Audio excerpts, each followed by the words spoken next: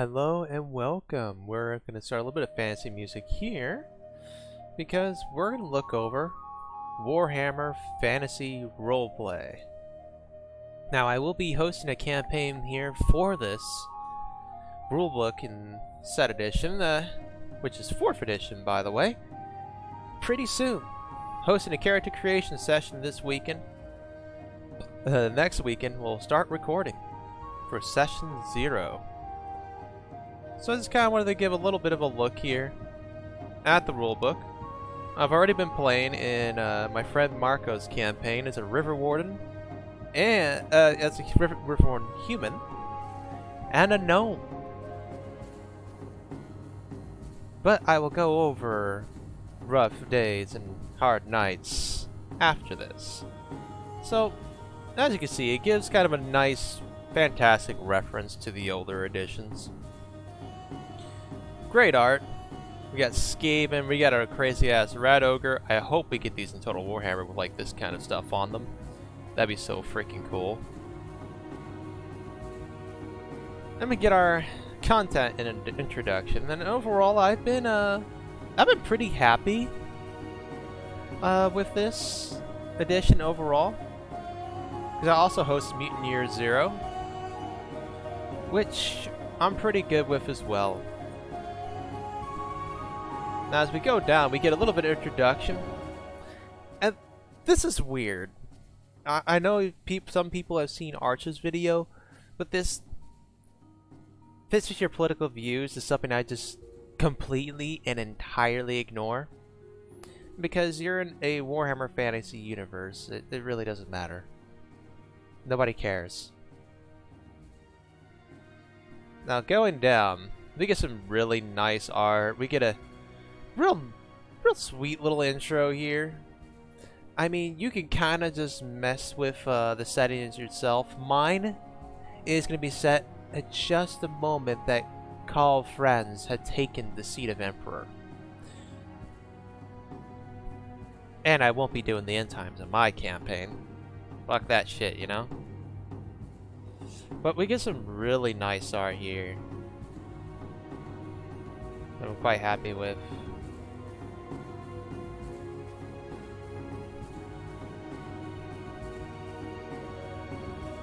Love that. Just go away. Anyway, let's get on down to character creation. There's our beastmen. Not as detailed art as you want, but you get some nice pictures of the cities. See the same group of adventurers over and over again. So you can tell that's kind of the group represented in here. Just for some examples. And it looks like they got in some trouble over here. Either that, or they're just moving onwards, and he thought, I didn't even notice this originally. The halfling's about to eat a rat. Okay then. Alright, here's the other part of the picture. This obviously would have been, you know, in the book, separated by 2 pages. And I did buy this legitimately. So, there's that. The starter set I got for free, but I did buy the actual rulebook legitimately. And it as you see, it kind of gives more of an emphasis on roleplay immediately. Like, it's not showing combat in all these pictures right off the bat. It's showing, you know, roleplay, getting to know each other, talking to NPCs, conversating, you know? And that's actually a big part of this, because this has something different than almost any other role-playing setup out there. And we'll see that after we get past this character creation here. You see here, with character creation, you can roll a D100 and choose your species that way, and you actually get an EXP bonus, you know, XP bonus to spend on characteristics and skills and the like, which is honestly kind of cool. I mean, I'm one of those people who likes to choose my stuff outright, for the most part. So I end up negating any bonuses I could get, but it is what it is. And you see here, we got some art of like humans, you get the witch hunter, and you got whatever this was, and maybe like a mercenary considering the big hat. But it gives each race a little bit on, you know, the different other races, a little comment on them, a little quote.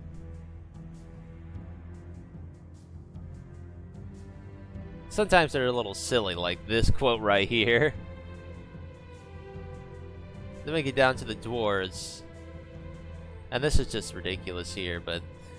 I mean, I get it's a role-playing game, but you want to represent lore accurately for, like, the most accurate depiction of a class or career you're trying to get across. And I feel like having a female dwarf as an artisan, considering that's like a 1 in a billion possibility of ever happening in the Warhammer universe, just is kind of odd. I mean, I would say, okay, maybe if she got kidnapped or, you know, got taken to the Empire somehow, whether that prejudice isn't there as much, she could maybe become an artisan, maybe under a human blacksmith or a dwarf who has eschewed his traditions. But you have a dwarven anvil right here, so that kind of says this is in one of their, you know, one of the corrects, one of the holds, which just wouldn't happen. But I mean, it's roleplay. Legitimately, I don't care if you do it in game. Really, do whatever you want. Go for it. Be as lore inaccurate or lore accurate as you like.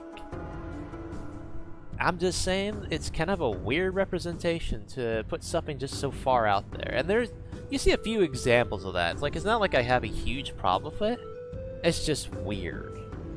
Like, I felt like they were on purpose trying to go against any of the, you know, stereotypes or general, you know, like main generalization or themes in Warhammer for some of that.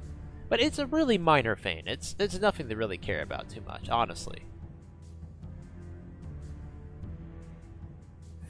And oddly making the halflings actually a bit more attractive than they normally are. Because I can tell you straight out, halflings in Warhammer are ugly bitches. A lot of them are just ugly as hell. I did alright on the high elves. Wood elves look fantastic. Their wood elf art looks great. I really like what they did here. It looks good. Now we get to what you can do for class and careers. Now this is nice. You can roll based on species the different classes, with wood elves having the most restricted, and get XP. Or you can roll up to 3 choices and get a little less XP. Or you can just choose your class and not worry about XP. I typically do the last, but I've had some people pretty happy with their choices, so, you know, not bad. Now what's interesting is the way it works, that you see they're segmented by class, by different groups.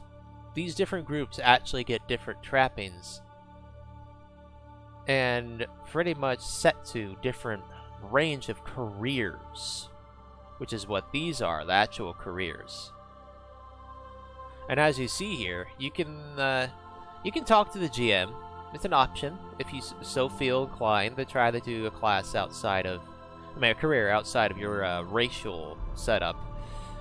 I mean, this is probably one of the most weird examples they could possibly come up with. Most out there example. Just try to picture a wood elf being a flagellum is pretty far out there, by any means. But, you know, I get what they mean here. I like to keep a bit more lore accurate when it comes to my campaign stuff. So overall I will be. And then you got characteristics.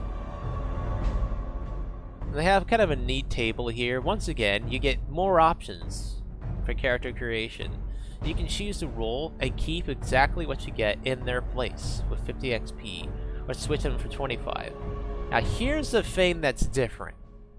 With step 3 here, if you choose to instead do 100 points across the tankers you prefer with a minimum of 4, maximum 18, you have the chance to literally have far lower than anything you could roll. Because you can roll a 20. And then on top of that, if let's say you rolled a higher average than 10 for your characteristics, if you did so, your stats would be completely superior to anyone who did step 3. So you're far better risking the rolls and then rearranging as needed. And as you can see with the different races, they do have some different modifiers. Humans have an average. No matter your rolls, you will have just an average set. And you have to rely more on your skills to raise what you need. Find the others, if you specialize in certain careers that benefit from the race you wish to play, you can seriously get some nice benefits, especially like willpower here, weapon skill. Like you really want to go like all out elven privilege on as a fighter. This is one of the best classes to do it. Same with dwarf. And you see it rolls over the characteristics pretty nicely, I would say. Now this is kind of weird. It talks about fate and fortune and what they do, but rather than say exactly what they do, other than like a vague fucking reference, that's exactly what they do. There's just a vague reference to it, and they're like, hey, you need to go to this page if you actually want to read about it. Which, this PDF, I guess in the book, which I'm sorry for you if you have the book, because you're going to have to constantly flip back and forth in a pretty annoying manner. It's kind of a really bizarre choice. Like, there's going to be many times in this where you're going to feel like, why didn't they just put the information there? Why couldn't they just have this there? I don't know. The fate and fortune, resilience, and resolve section is really small. When you actually get to it, it could have easily fit like a page between this. So that is one of my big critiques when it comes to the Warhammer Fantasy 4th edition, is exactly that. Sorry for my Steam being up there. I totally forgot to get that thing resolved. Let's just quickly offline. There we go. Alright, back to this. My bad. Whee! Anyway. So, as we continue down the list, we look, see determining motivations. There's some nice stuff here, because on the character sheet, which we'll get to soon here, you actually do have a motivation and short and long-term ambitions. Which if you finish, you get more XP on top of your session XP, because every session gives a bit of XP. And you see here you have movement, which is kind of weird how they do this. They don't say what kind of measurement they use until you get to page 164. Once again, the same kind of thing. Rather than just including it there, just some simple, basic reference information so that the player who's rolling their character at the moment knows what the hell the movement means. Instead, you just got these numbers, and you have no idea what they mean. Well, it turns out it means yards. Which you think of as 3 feet to a yard. The movement kind of makes sense, but it's kind of nonsensical. It really is. It's just have a little bit more info here. Now we get to advanced characteristics. When it comes to your career, which I will show you once we get to it, you get to allocate some little advances there. And then for species, skills, and talents, they did something kind of interesting. It's kind of like Pathfinder, in that it gives you a set of skills, but instead of it being tied to your class, or career in this case, it's tied to your species. At least for this group. Because this group, you get to put a few advances, as you can see here. And advances, what they mean, basically, is that you raise your skills. And an advance, instead of actually putting it into like the base initial skill, can go towards a career advance, because you have to advance the skills in your career by using XP in order to advance the career, which once you get 5 advances into 8 of your career skills and get 5 advances in each of the 3 original characteristics it's based on, you can advance your career, which you'll understand once I show you. But you got some interesting talents set up here, and for humans, you get to roll 3 random talents, while as halflings you get 2. But you get everything here unless it says or, which is kind of nice.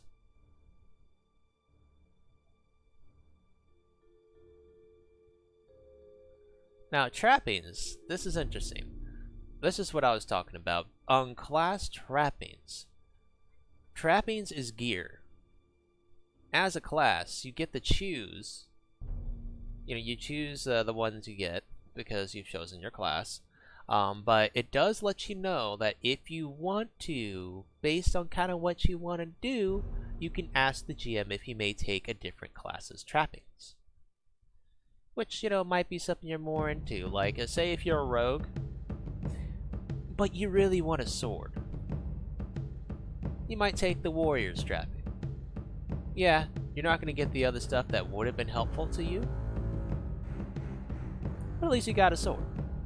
Or a hand weapon, which is kind of interesting how that works. And as you see, you get money based on status level. And that's kind of rolled on different rules. So like if you're brass 4, you get a 8d10. Silver is 1d10 per, and then 1 gold crown per status level. And as you can see, it's brass pennies, so you just say pennies, shillings, gold. Pretty much. Or crown. Pennies, shilling, crown.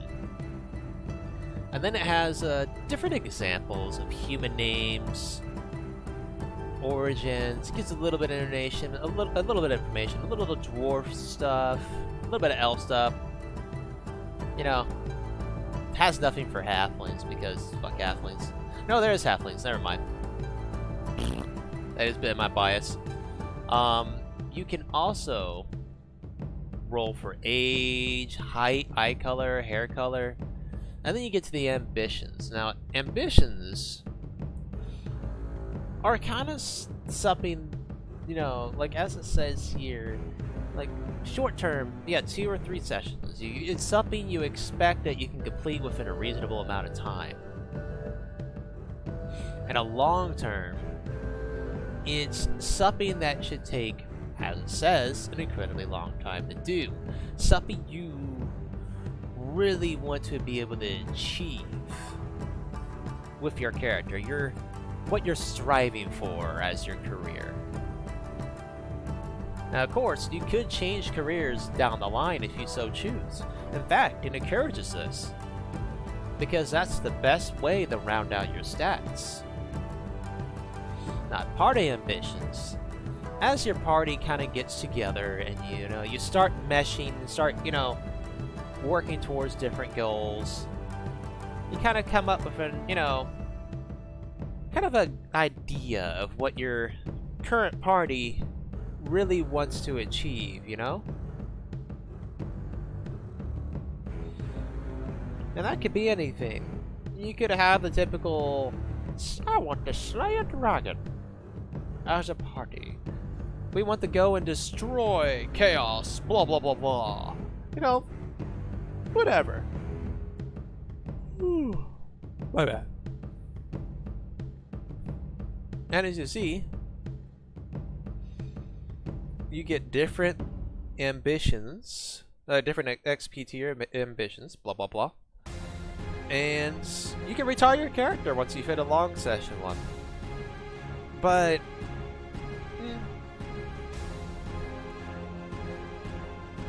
and that's, as it says here, it's thinking that you achieve ambition, which, depending on what your ambition is, that might not really apply. Alright, let's...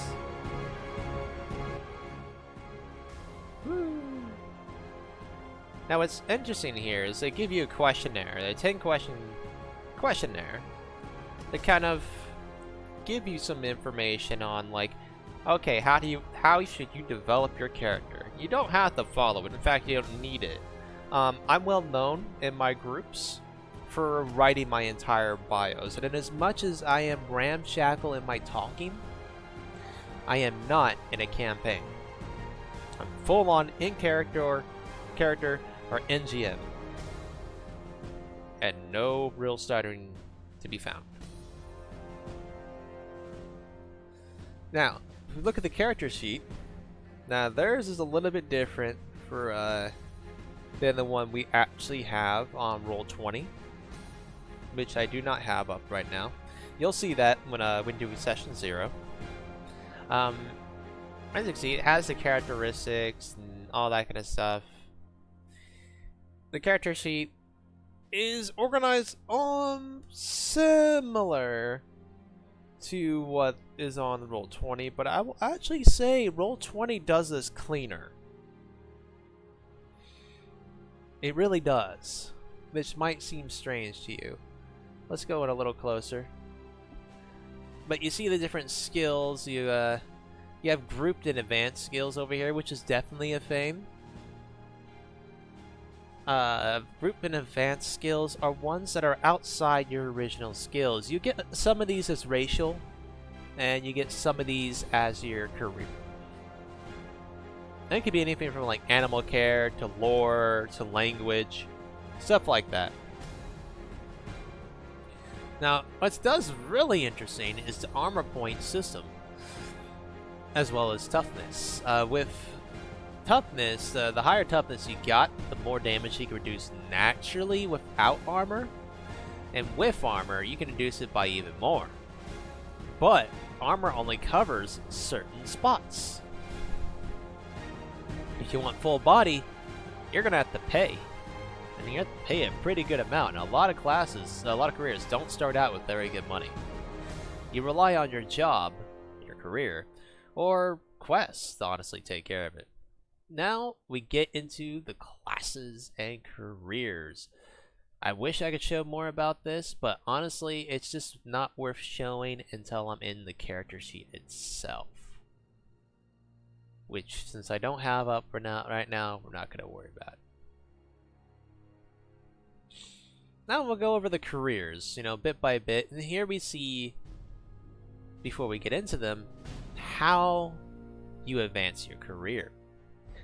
You have XP cost per advance, which, like, say you want to go from a 40 weapon skill, and that's at your base, right?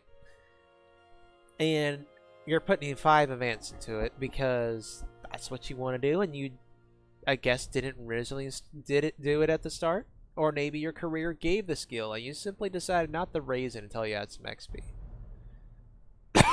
Well, in order to do so, you gotta pay.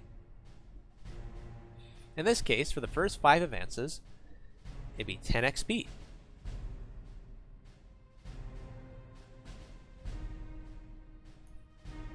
Your favorite characteristics like strength, willpower, all that shit. First 5 is 25, and then it increases. And with the optional rule, if you try to raise skills or characteristics outside of your career, it is double the cost, which I will be applying that optional rule to my campaign.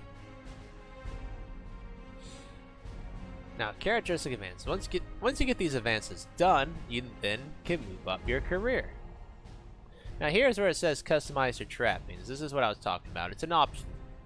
You can talk to your GM and switch out your trappings. So you kind of tweak it or grab a different one. Now, it's up to you. And up to the GM, of course. Now, see, it shows the different advances required, and it's still only 8 for each career advance to finally finish it. And then changing to a new level, any way you do it, is 100 XP.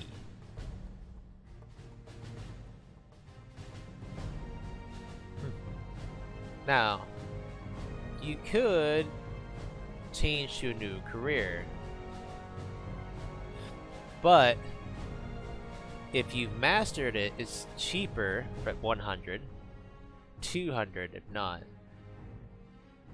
However, in order to go to a different class section, it requires you to invest another 100 XP. So if you hadn't finished your career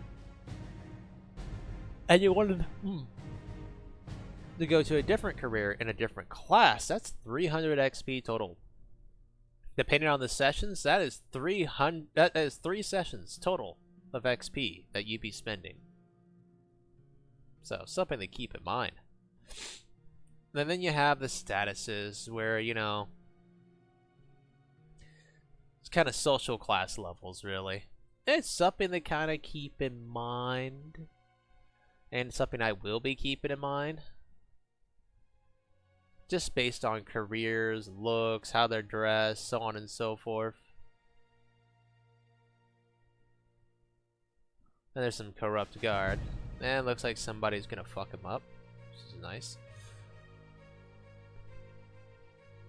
Let's see, cost of living. There's miniature expenditures.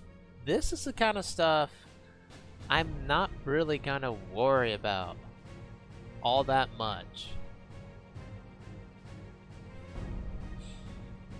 Because, I mean, expenditures are expenditures. I might have that go for, like, say, the noble in our group. But a thief, who's gonna give a crap? I mean, as long as they're taking care of rations and all that kind of stuff, I think that's good enough. Some of the stuff I think is a little strange.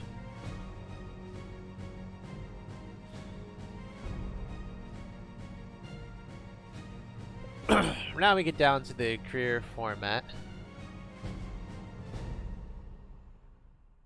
Now this is just, once again, strange wording. No matter how your character identifies all careers are available, instead of just talking about 2 genders. Kind of a odd choice. Pretty obvious who they're catering to there, who they're mentioning. I think that one though, they're just trying to cover their butts. You know, so people don't blow up at them about it. But now we get to the class. You know, the actual careers. And like Arch, while the art is like spot on sometimes it's just weird. Like this. So the amount of scrolls she has on her, like the whole bottle feint up here, like those wouldn't even stay in there. No right-minded or wrong-minded individual would do this. It's just absurd. And nobody would approach them. It's like, do you even know what kind of potion you have? Right? It's really just kind of strange. But here's what I meant. So let's look at a different class. Ah, here we go. This is probably one of my favorite illustrations in the whole book. Because it perfectly shows the career. Without a doubt. It is a dwarven engineer. He's got a pretty nice getup. He's obviously got a couple guns.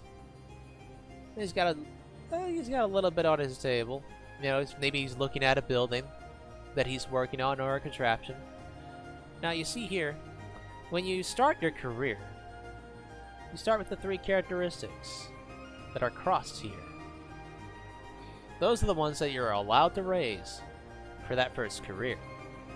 And then when you move to, like, say here, engineer, silver 2, and unlocks the bronze one, which is initiative here.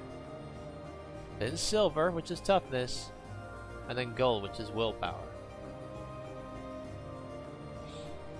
It takes some time to work up careers after the first.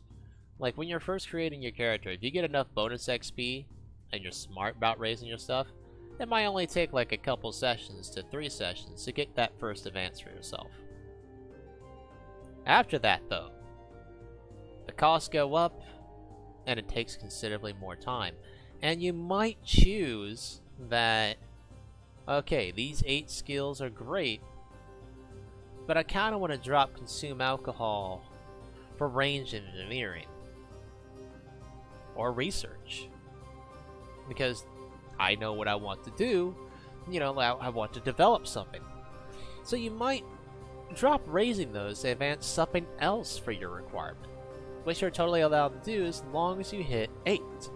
8 skills that meet the requirement for minimum advancement, which in this case would be 10. And then 15, and then 20. Now, as you keep going through, the lawyer is kind of a weird looking one, to be honest. And the facial expression, I think, is the weirdest part of it, honestly. She's just going, it's just odd. Like, her makes sense, like, hey, I'm not guilty. And she's just like, nah. It's just weird. Now, this is great. What the fuck? Like, was she on the battlefield?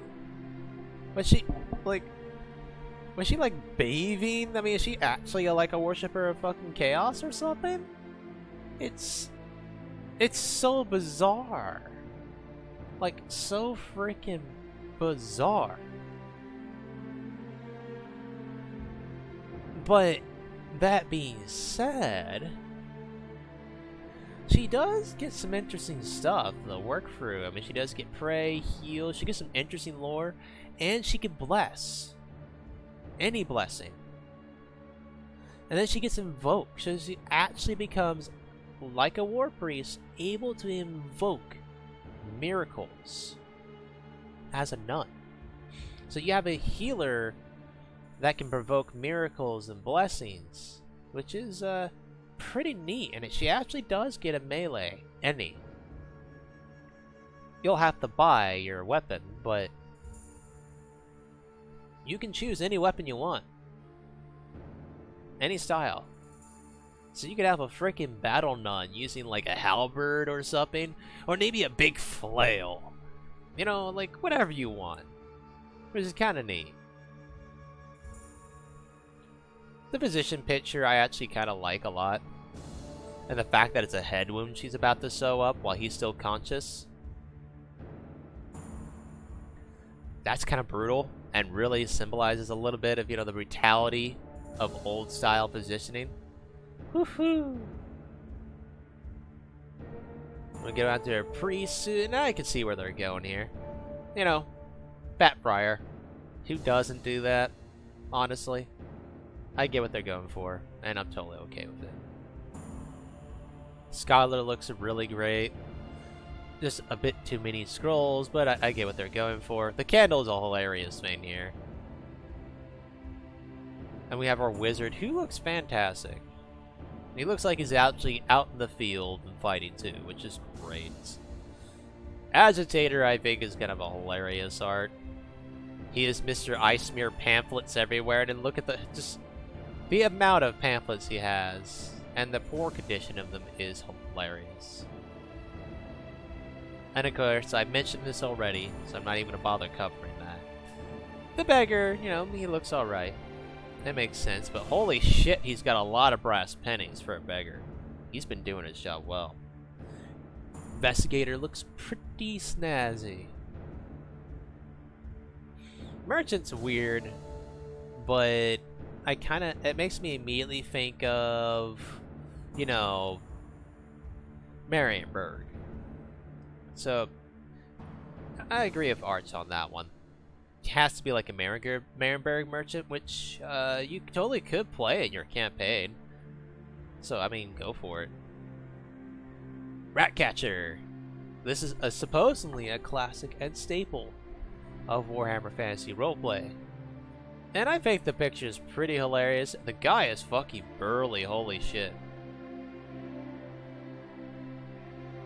But these guys are one of the guys that you can know about Skaven.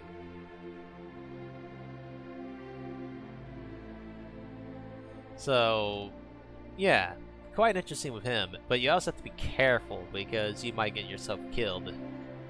Which I might do that as a GM. Then we got a townsman, which is kind of strange. You have some lodgings, sturdy boots. You got a modest townhouse, coach and driver townhouse. It's kind of a weird one. I mean, if you... Well, I guess not too weird, because as you can see with the different careers, Warhammer Fantasy offers a chance to roleplay in the most simple sense. If you want to live out a town life with your character and with your party, if you want to make that town life, that daily grind, that the daily livings your campaign, you could. You could make the coming and goings of the day be everything that it is. And even the simplest of careers offers an ability to fight. So you could involve, different, events like raids, bandits, beastmen, and other things like that. Fight alongside the town's guard. Maybe go around, be a bit more criminal-like, if you like. Either way, it offers a lot of options in this. And of course, going alongside that, you could have a watchman alongside your townspeople. To kind of keep an eye out. And they could end up being corrupt, or they can actually do their best. Who knows? Be up to the player. Now, some of these trappings are interesting. Like, you take the advisor here.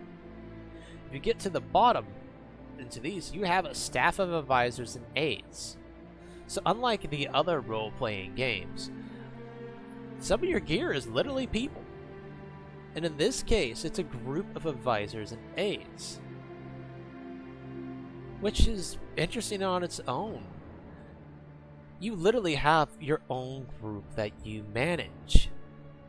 So you would get your own collection of character sheets. Which is really interesting. They would be built, as a base of that class, and could even be rolled. And then you'd be controlling them and interacting with them. Or you could have the NPC, not NPC, you could have the Game Master take control of them. Which is an incredibly interesting prospect. In my campaign, we do have a player starting with a noble, and he has a servant, which is going to be controlled by another player in the campaign. So that's another way you can go about it. But even here you get apprentices, which is cool. I mean, there really is a chance to do what you like. And really just have some fun.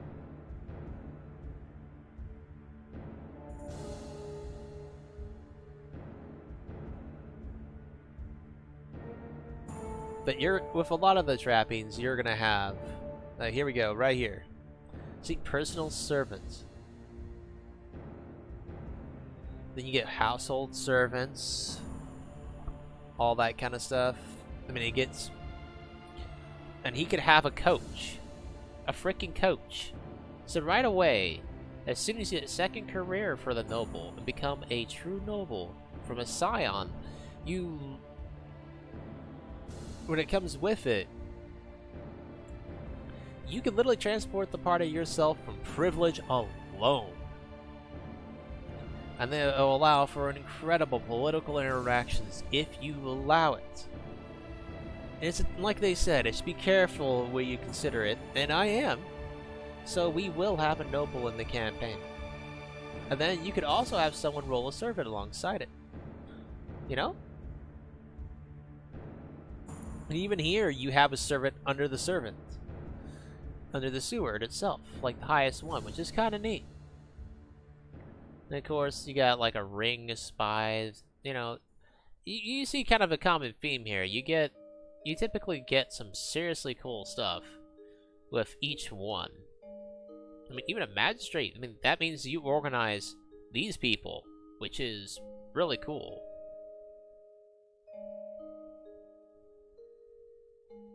The dopey face is weird here.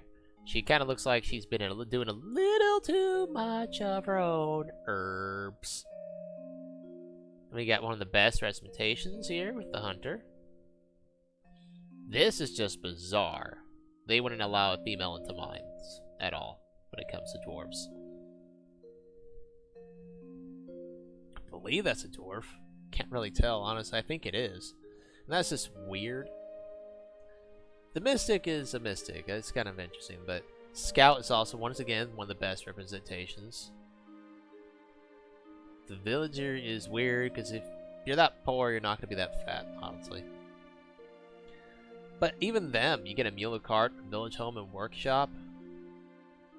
And respect to the village, which is honestly a very strange trapping and very much up to interpretation. I like the bounty hunter. She's actually kind of sexy, honestly, in my opinion.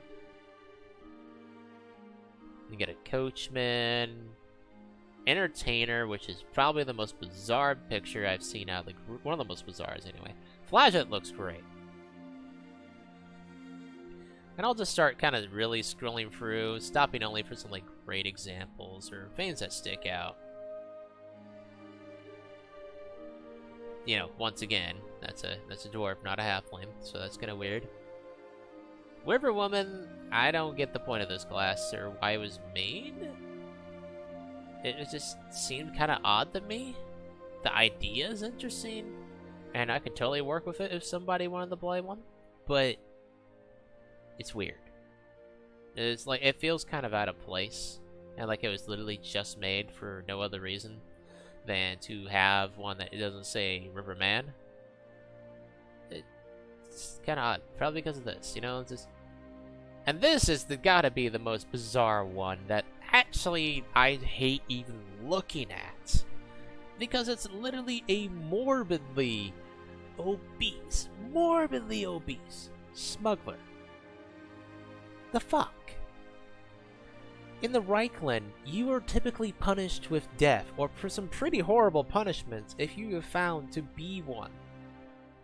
The chances you're getting out alive or unharmed is just, it's gone. It's not gonna happen. If you're caught, you're caught. And here we have this super fat freaking smuggler. It's just, yeah, that was, there's no way around that. That was diversity checklist 101. There's no way around that. Steve Dorr looks great. Anyway, we continue. This is an interesting class for the wreckers. You're literally just out there to destroy ships and loot them to their graves and raid and get everything you can off of them. Just kind of neat. Then we get down the list. The charlatan kind of made me laugh, but I get the idea of the whole corrupt, you know, the corrupt guy look. And it's a stereotypical one, so you know it's cool. Grave robber. The outlaw looks fantastic. Racketeer's alright. It's not bad. Now the thief. Oh, this one. Oh, this is bizarre. I mean, really. I'm pretty sure, considering everything he has on his person, that he would not be stealthy worth an absolute damn. Like, at all. This guy is dead on his first heist. Guaranteed. I mean, I like the outfit overall. I think it's actually really cool. Except for this is really weird. But, and the keys. But this is just, it's just bizarre how the art goes sometimes in this. Now, which, I will admit, I actually think this is kind of hot. Okay, really hot. Except for, you know, this part. But I actually think that's hot. And it very much illustrates a witch perfectly, considering the kind of spells they have. Then we get down to, you know, like cavalrymen and all that. We're getting closer to the warrior group. In fact, we are in the warrior group. You got some pretty good representations here. Slayer, of course, being one of the best, obviously. This is a bizarre choice as well. And we get the warrior priest. Then we go into skills and talents, you know. And it gives different descriptions of the different skills. What's neat about the PDF, though, is that you do have the bookmarks and all that. So we can just skip straight into the rules and into the part that was kind of weird to me. I do love this picture though with the squigs. That was awesome. Now the test, the way things work with rolling your skills is that it's basically rolled at a percentile chance. Now the way that works, I'll give a simple example. Say your charm is a skill level of 52. It would be 52 out of 100, and in order to get a success, you need to roll under the skill. Rolling over is a failure, and you can get to extreme levels of failure. And for every 10 under or over, it is a success level of a positive or negative. The bigger your positives, the more, what your skill rolled had an effect. The more the negative, the worse your skill roll had an effect. Like, say you're trying to charm a woman, alright? You're a rogue. You get pretty high success level. Say that you get +4 out of that 52. So you roll the, let's say you rolled a 10. Right on. That would be, oh, she is charmed as hell. She is taken by your wiles. She wants to hear what you have to say. Or she might be agreeing to a proposition of yours. Now, if you were to get the other end and get like -4 success levels, she'd be vehemently refusing to talk to you, or even acknowledge your fucking existence. She might consider you disgusting, abhorrent, and not worth dealing with. But if you only got like a minor negative, like a -1, might be a bit put off by you. I mean, she's not averse to talking to you, but she probably doesn't want to just keep going with you too much. It's not too bad. You might have another chance to charm him. So you kind of give it a variance. It's just something to keep in mind. And the fear is that it's the opposites of, other settings. If you get a nat 1, that's really fucking good. That's the best. So nat 1 through 5 is always a success. Bleh. 96 through 100 is always a failure. So something to keep in mind. Now let's see, we get down here. He talks a little bit about the tests and how they work. Now, here's where things get a little strange. Because it talks about initiative, surprise, and attacking, taking your turn, all that good stuff. It goes into it. But here's the things it don't tell you. On here, it used in combat, SLs use to determine damage, blah blah blah blah, right? But here's the thing.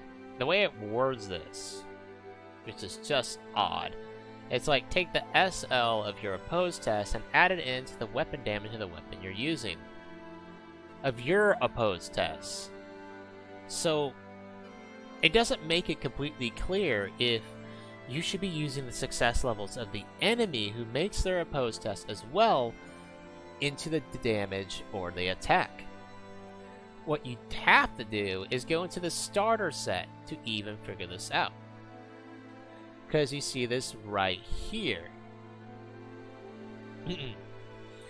She uses her attack with her blade, so attempts an opposed weapon skill test. She rolls 30 against her weapon skill of 59, 49 plus 10 from the advantage equals 59, thus scores +2 success levels. The adversary defends with only 91 against his weapon skill of 30, thus -6 success levels. So Solandra wins the opposed test with +a SL, which gives you the full SL. Her sword has +4 damage, and she has a strength bonus of 3, so she has caused 15 damage. See, because it adds the 8 in. Now, note, it makes no example of this whatsoever in the core rulebook. Why? I honestly don't know. It is probably the other biggest nitpick of mine, is that I had to go through the starter set to actually find worthwhile examples for and actual better explanations for the little bit that they word here, which is just bizarre. Once again, a weird decision. Now, given that the starter edition is typically not free and costs another 15 bucks, I kind of wonder if, in order to get, you know, like everything you really need to know on the rules, if they decided they would just sell it separately and see if they can get away with it. Which it looks like they have, because this has sold really well. That is a big gripe of mine. They could have easily just pasted a simple example in here and, you know, a few examples in different spots, moved different pages, and maybe extended the book by maybe another 20 pages max. That's all they would have needed to do. And they just didn't. So I have still been learning, even now, and even one of my players had to point out that. And it's just bizarre. So instead of, you know, like, and instead of just getting all the information, I have to go through the starter set, which makes it even weirder when I'm working with my players. Because I've given them my PDFs, which was the rulebook, the map, and the supplement. But in order to figure this stuff out, they need the starter set, or need me to tell them, and then they have nothing. If they don't have the starter set, they have nothing to reference the exact ruling. That is absurd. And like here, it kind of hints that the crits work in a particular way when it comes to defending, but it doesn't elaborate, like, at all. In order to get that elaborate, and get that, you know, or a bit of more of elaboration on that, you have to go into the starter set. You see, you go here and go to the page 22, scroll down, and there, even if you lose an let's see, critical hits can even if you lose an opposed test. You can also cause a critical hit when you're defending a melee attack using your weapon skill, even though it's your opponent's turn. Which in this case, what happens is that they clash, right? Even if the opponent succeeds in their attack, and the other person crits, the way it works is that the crit would go through. So you wound your opponent with the critical wound, and it would take the damage of the actual critical wound itself, but you don't get the weapon damage. While the person who attacked you still does their weapon damage and possibly their crit, because it'd be a double crit if that actually succeeded like that. So both crits take effect, no matter what, even if one is better than the other. Like, you wouldn't have gotten that at all from the fucking main rulebook. I did not appreciate having to go into the starter set just to investigate those options. That is really annoying. And here it shows, you know, a bit of the fumble system, which you can do some kind of silly stuff, like stun yourself, going prone, damaging your weapon, stuff like that. And then you have combat difficulty, which I can basically give modifiers to what they're doing, which is kind of neat, and can really fuck them over, you know, gets to that. Now we finally get to moving and the advantage system. The advantage system, basically the way it works is that when you succeed in an attack, you gain advantage. So you get an advantage point gives you plus 10 to every roll you commit to in combat. If you succeed in defending yourself, say on the next turn, that's another plus 10. So you're at plus 20, and it can keep building. In this case, we're working with a cap, where it's your initiative bonus. So you have an initiative bonus of 3, you can only get up to 3 advantage. Which I think is the more fair way to do it. It keeps it from getting a little too crazy. And I'll basically put the advantage limit on the enemies as well. That way you don't have absurd stuff where like, hey, okay, I'm at plus 90 advantage here. Let me just fucking wreck the entire party in one go. You know, that's a little crazy, you know? If you fail a test, though, fail any action you commit to in battle, you will lose advantage. If you do nothing at all, like if you don't do anything, you lose a point of your advantage. So, you know, it's something to keep in mind. Now here you finally see, after getting through 165 pages of what movement actually means. Which is, you know, a little nuts. Now, you actually do have fleeing and running rules, but sprinting is different from run. Which is funny because it calls it running instead of just sprinting. Once again, wordplay, it's fun. There's particular rules for that. But luckily, Roll20 I can adjust the yards, and that's probably what I'm going to be doing. Everything's going to be in yards. So it's actually fairly simple. Thankfully.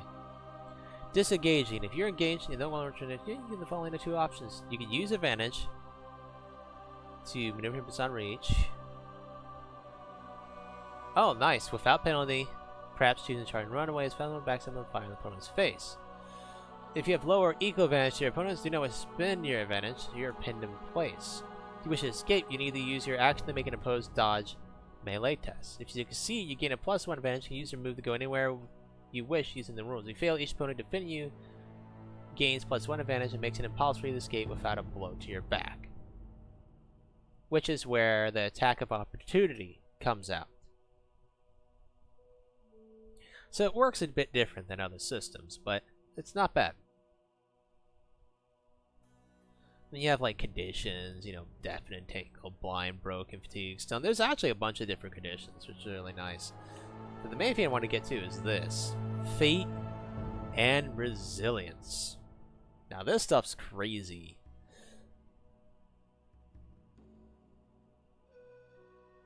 You got this. Spending fate can literally save your character. But it is up to GM discretion how that goes.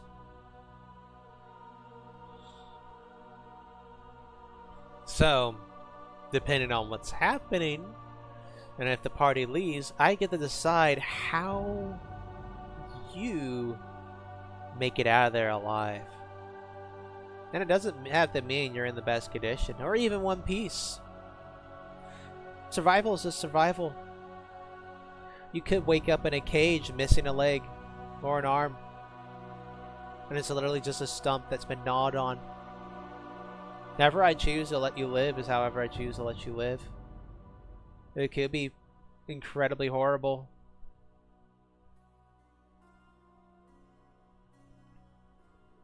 And then you got like Fortune, which allows you to do some rerolls. And Resolve, it's got some serious stuff,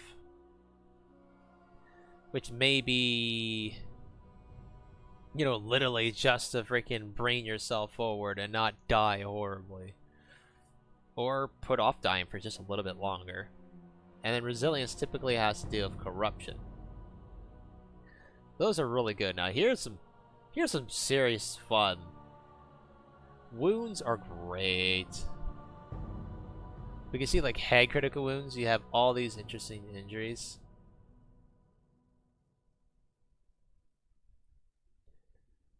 Now what's kind of funny about this one, I like this one. You roll this injury, you literally get a +1 success level to certain social tests. That's kind of neat.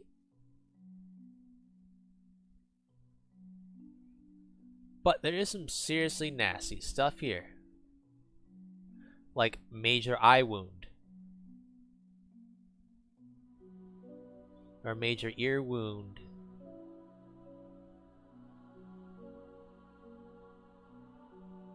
And it's permanent hearing loss in one ear. No matter what, you're deaf in one ear. And if it happens again, you have no hearing. And only magic can heal it. And then you got all these other ones. If you hit 100, you're dead.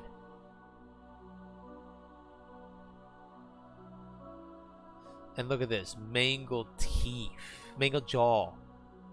You lose teeth. You practically lose your jaw. It destroys your tongue.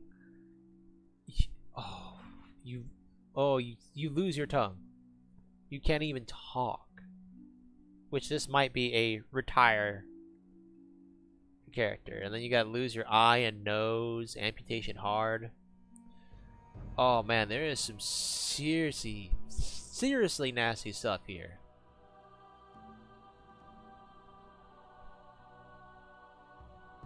Ooh. We lose out of fingers. Oh my god. Reading over these is always a joy. Brutal memory arms displayed in random direction, and it is death.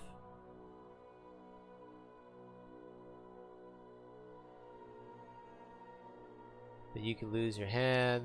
You get all these different veins torn apart. You're hacked in two. Internal bleeding. We actually get blood rot. Oh, fuck. But look at the amount of injuries, man. But you do have ways to heal. It's just... yeah. If you lose certain veins, it's just crazy. Then you actually get to choose here if you're a righty or a lefty here.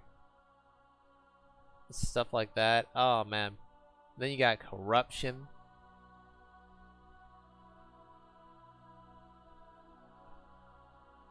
Which can allow you to mutate. Which is pretty scary. Elves can't mutate from their body. They're too pure. But the others can. That's for sure. And there's a bunch of different mutations that you can see here.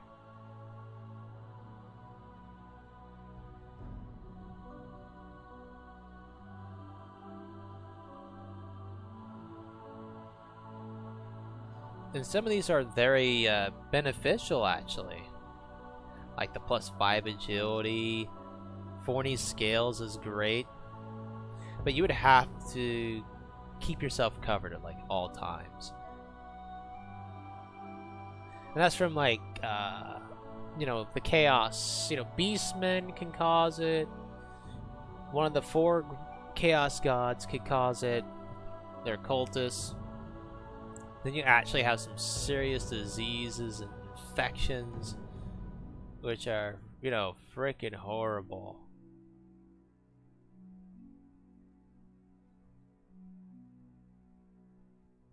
Oh, it just gets nasty. Psychology, of course, you have like frenzy, fear, all that kind of stuff. You could actually have phobias, custom psychology, stuff like that. Between adventures, you have different events you can roll, as you see here.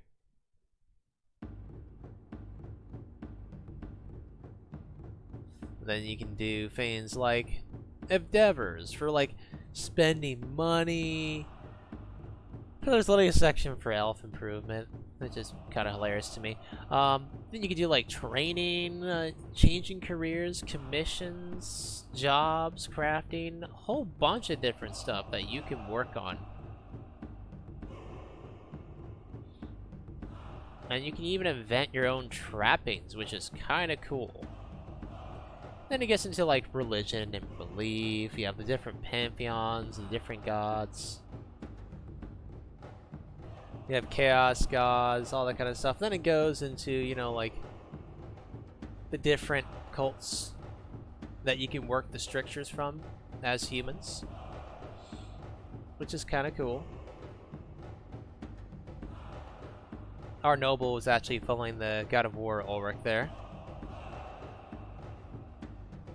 And then you have the different gods for dwarf, halfling, and elven, which it doesn't really give all that information, but there's tons of lore out there. You can easily work with it, so I wouldn't worry about it too much.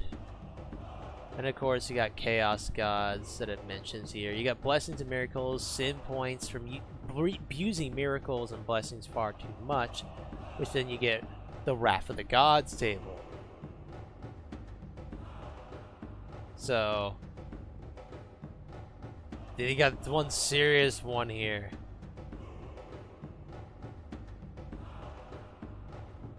Anyway, you have different blessings. You got different miracles. You can literally make someone drown while not being in water. And of course, you have some of the classic ones like, you know, Sigmar's, Soulfire, Twin-tailed Comet, all that good shit, you know? And then you get into like magic, and it shows off some, you know, the different lores. Which is, you know, really sweet that you have all 8 lores represented. And then there's actual other magics that you can use, different spells and stuff. You have petty magic, arcane magic, you have the different lores, and then you have witchcraft, necromancy, and demonology. As you can see here, it goes through the different ones. We get to like witch magic, which I was mentioning. You could literally do some crazy stuff. You have the lower Horcraft, Hedgecraft, which is just some simple stuff, no big deal. But when you get the Witchcraft, you have like creepy menace to create giant rats, spiders, snakes, curse of crippling pain, curse of ill fortune, haunting horror. I mean, most of this stuff pretty much works as a way of kind of debuffing or buffing. It's all about that kind of stuff. Then you have demonology, necromancy with screaming skull, and then you have like the game master section. You have the glorious Reichland as it, you know, gives you the lay of the different areas. The consumer guide, you know, of course, tells you about the different items, trappings, and all that kind of stuff. And of course, in the bestiary, as it would be missing if it wasn't here, you have the people of the Reichland. Then straight off the bat, you have Orgos right here. And then it goes into, you know, some examples of human NPCs. And even shows a male witch. You know, it'd be more Jackal Warlock, which works. Then they have different beasts of the Reichland, doggies, giant rats.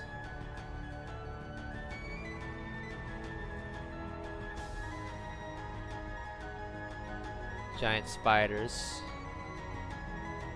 And you got like horses, pigeons, snakes, wolves, monsters, beasts. Then you get to like the basilisk, crazy stuff.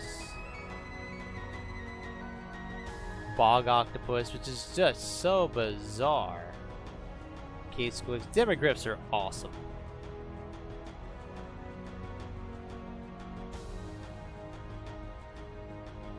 Dragons, which is absolutely beastly. Fern beasts are really cool. Like, this is typically something you see in like Albion, so it was kind of neat that they included them. Then you have the Fimir, which can be modified. Giants, griffins, hippogriffs, fucking hydras are in here, which is just crazy.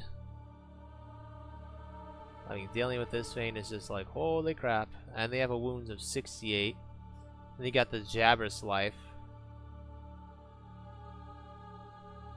Yeah.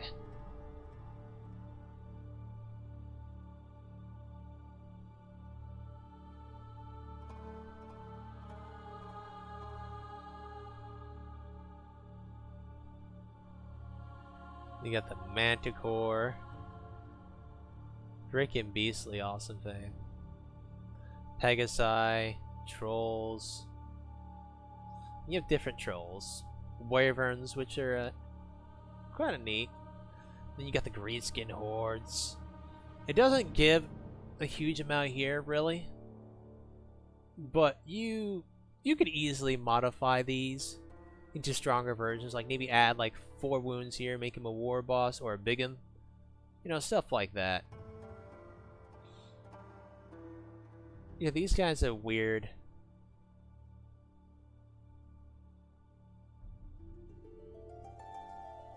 Then you got, you know, the dead, you have the skeletons, zombies, dire wolves, crypt ghouls, Vargoths, cane raves, two vampires. Which is a bit of a interesting one to go for. And these could be some seriously tough ones to take on. You have like ghosts, you have the beastmen, which they actually at least give a decent group for. So, you know, it's workable. It's workable overall.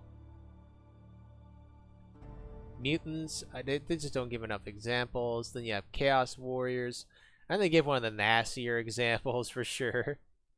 You got some demons. Very small example is Skaven, really. And luckily, they put a Gunner Runner base in the supplement, which I'll go over later.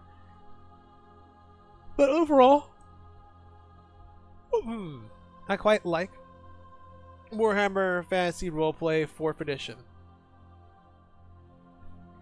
I know this was kind of a strange overview and more of a rant than anything else, and I was all over the place, but if you know me, that's just how I am sometimes.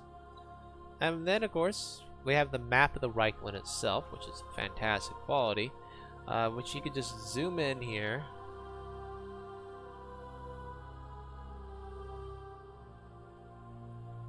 And just scroll all over. It's pretty decent quality overall. And it's not bad to use as a overmap to kind of let your players know where you are. Of course, I highly recommend grabbing your own maps for, like, you know, cities and all the like. But overall, it gives you plenty of places to go for your adventures. Anyway, I hope you enjoyed, you know, taking a quick look at Warhammer Fantasy Roleplay 4th Edition. This is in its PDF format, of course, so, you know, it's cheaper than the physical copy. I recommend getting it if you really want a different experience for roleplay. Anyway, take care, folks, and have a good time. Thank you for, sit with me for this little overview / rant since ramshackle nonsense.